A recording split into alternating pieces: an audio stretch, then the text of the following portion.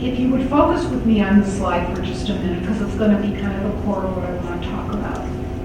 I am suggesting that in order to get pre-primary, primary in sync, and I'm using the words transition, align for this moment, kind of in the same vein. We need to look at three big areas. We need to look at what our pedagogy is, we need to look at what our programs are, and we need to look at what our policies are. I'm going to amplify this, and then I'm going to ask you to play a game of me. So, okay. The first type of alignment, I think, is pedagogical alignment, and it is characteristic of what we did in some of the studies, the early Head Start follow-through studies. It says that if you really want pre-K, pre-primary, and primary to be aligned, you need to focus on the content of what is taught to children and how teachers teach children and how they are trained. So pedagogy, pedagogical alignment revolves around the full area of instruction. What are the standards? How are we going to align them? What about the assessments? What about the curriculum? It also says the professional development for teachers who teach in pre-primary and primary must be aligned, as must the certification requirements.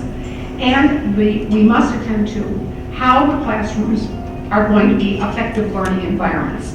So this is really around the instructional / play / pedagogical processes of what goes on for young children. People kind of clear on that? Okay. There are lots of good examples around this. I tend to use the Red Bank, New Jersey example, and I do think that they've done a great job of aligning their curriculum and instruction. They have looked at a lot of alignment across the board. They have aligned their professional development, and they are in a state that actually respects the value of bringing these linkages together. So that's type 1. Type 2 alignment says we're no longer in the classroom or in the realm of instruction. We are moving out to the total program. And it says that indeed pre-primary and primary have very different conceptualizations of the way we hold social services, health services, and the coterie of services that we all know that contribute to children's development.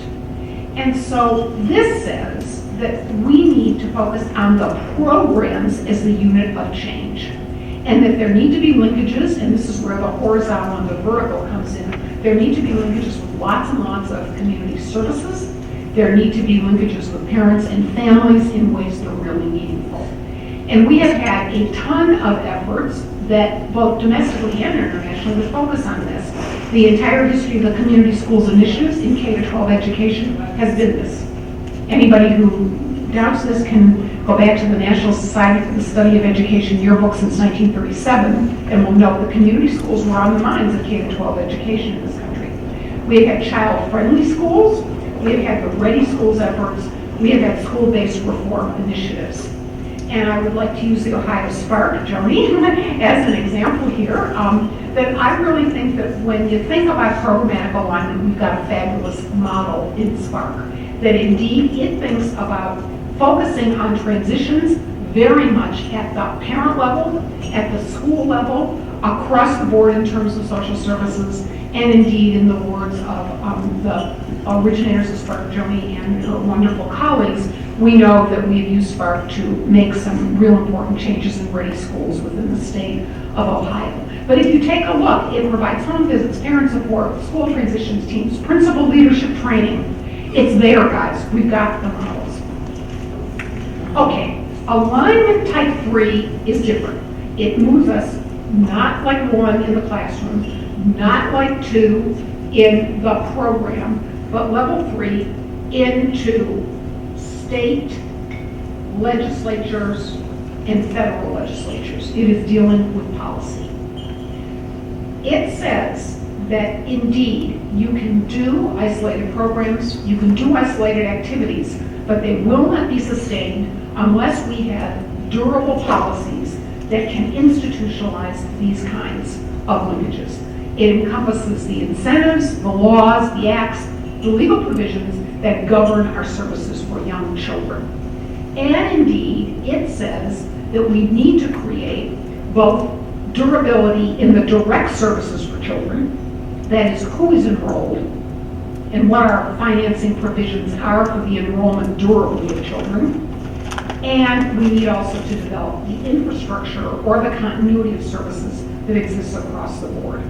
So these are the policies that make real and durable a lot of the efforts that we have been focusing on.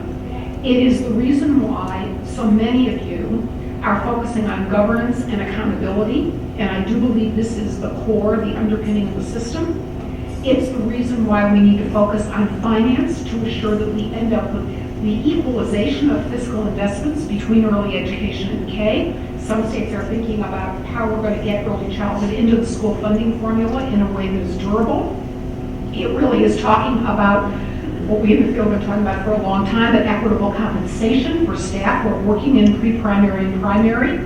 And indeed, it is talking about linkages between the professional certification. Let's get that instantiated so that what's required, there can be continuity in what's required for people who are working with young children. And of course, equalizing access for preschool children. Of course, we know no one in our field wants to make preschool compulsory for all children. The idea would be that it would be voluntarily picked up by parents, although it would be compulsory for districts indeed to provide it. So it differs from K-12 education in that way.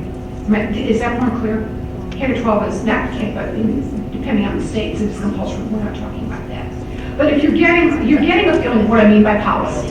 So what are manifestations of this? I use the Massachusetts Department of Early Care and Education. Is Sharon here?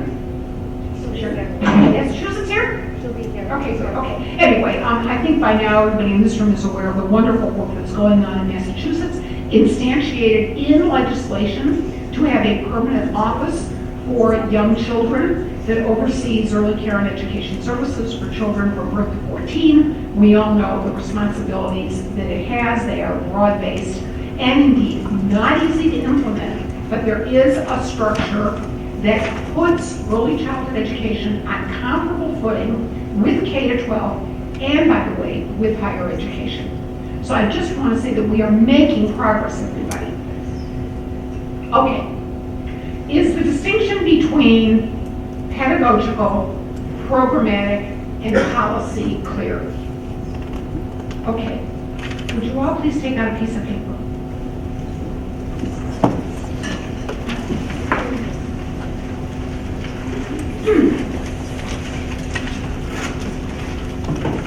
This is not going to be hard, but because the rest of my comments are predicated on understanding this presentation.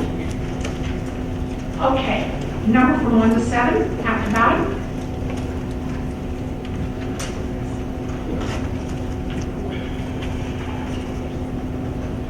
Okay, and I'm going to ask you to classify each of the different activities as either a pedagogical activity or a programmatic activity or a policy activity.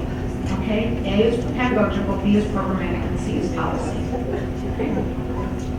Number 1, if a district has continuous curriculum from birth to age 3, is that pedagogical alignment, programmatic, or policy? Hopefully everybody put A. Yeah? With me? B. If there is professional development for all teachers together that focuses on the inclusion of children's culture and language in the curriculum for children birth to age 8, is that pedagogical alignment, programmatic, or policy alignment? A, B, or C? Professional development for all teachers together. Interesting.